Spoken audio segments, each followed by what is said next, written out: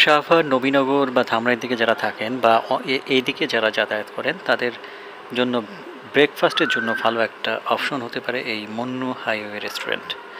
এটা হচ্ছে ধামরাইয়ের ঠিক কাছে ইসলামপুরের রাস্তার পাশেই এই রেস্টুরেন্টটা অবস্থিত, মন্নু সিরামিকের সাথেই। আর এই রেস্টুরেন্টটা দোতলায় অবস্থিত। দোতলা থেকে এরকম ভিউ দেখা যায়। এরকম ছোট্ট একটা সিঁড়ি বাহির দিয়ে একটা ছোট্ট সিঁড়ি বেয়ে উপরে উঠতে হয়। দৃশ্যটা ভালোই, চারপাশের এনভায়রনমেন্টটা ভালো এবং গাড়ি পার্কিংয়ের যথেষ্ট ব্যবস্থা আছে, সামনে অনেক জায়গা আছে। আর এটা হচ্ছে রেস্টুরেন্টের বাহিরের দিক, ভিতরের দিক। ভিতরে ঢুকতেই এরকম একটা এনভায়রনমেন্ট পাবেন।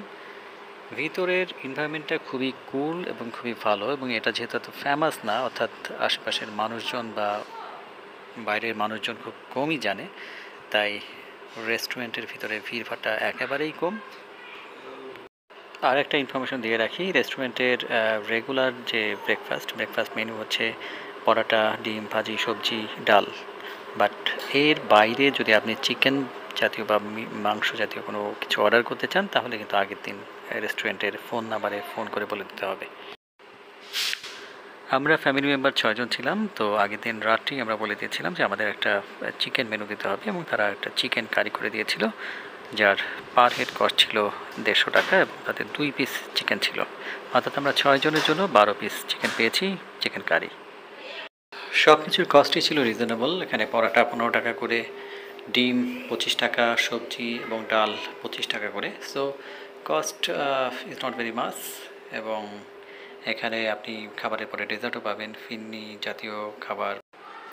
আগে থেকে অর্ডার করলে আপনি এখানে ফালুদা জাতীয় ডেজার্টও পেয়ে যেতে পারেন। সাভার থেকে সকালে রওনা দিয়ে 8টার সময় রওনা দিয়ে আমাদের এখানে আসতে খুব বেশি সময় লাগেনি, 20 মিনিটের মধ্যে আমরা এখানে পৌঁছে যাই। আর যেহেতু আমরা গেস্ট শুধু আমরাই ছিলাম, আর কাউকে এখানে পাইনি, সো খাবারগুলো খুব দ্রুতই তারা রেডি করে দিয়েছে। যাওয়ার 10 মিনিটের মধ্যেই সার্ভ করেছে। তবে রেস্টুরেন্টের লোকজন খুব কম, 1জন কি 2জন পাবেন যারা আপনাদেরকে সার্ভ করবে। সো একটু ডিলে হতে পারে যদি ভিড়ভাট্টা থাকে। এখানে লাঞ্চ এবং ডিনারের ব্যবস্থাও আছে, এবং সব মেনুগুলো এবং লাঞ্চ ডিনারের যে প্যাকেজ, সেই প্যাকেজ মূল্যগুলো আপনাদের সুবিধার জন্য এখানে দিয়ে দিলাম। একটু স্ক্রল করে করে দেখেন। রেস্টুরেন্টের সবচাইতে ভালো দিক হলো এটা খুব নিট অ্যান্ড ক্লিন, এবং এর ওয়াশরুমও কিন্তু very neat and clean. So যারা হাইজিনের ব্যাপারে খুবই সচেতন, তারা অনায়াসে এই রেস্টুরেন্টটাকে চুজ করতে পারেন। হাইওয়ে রেস্টুরেন্ট হিসেবে আমি মনে করি ইটস দ্য বেস্ট। সকালের নাস্তায় আমরা অর্ডার করেছিলাম পরোটা, সবজি, ডাল, ডিম ভাজা, ডিম পোস্ট, আর হচ্ছে মুরগি চিকেন কারি।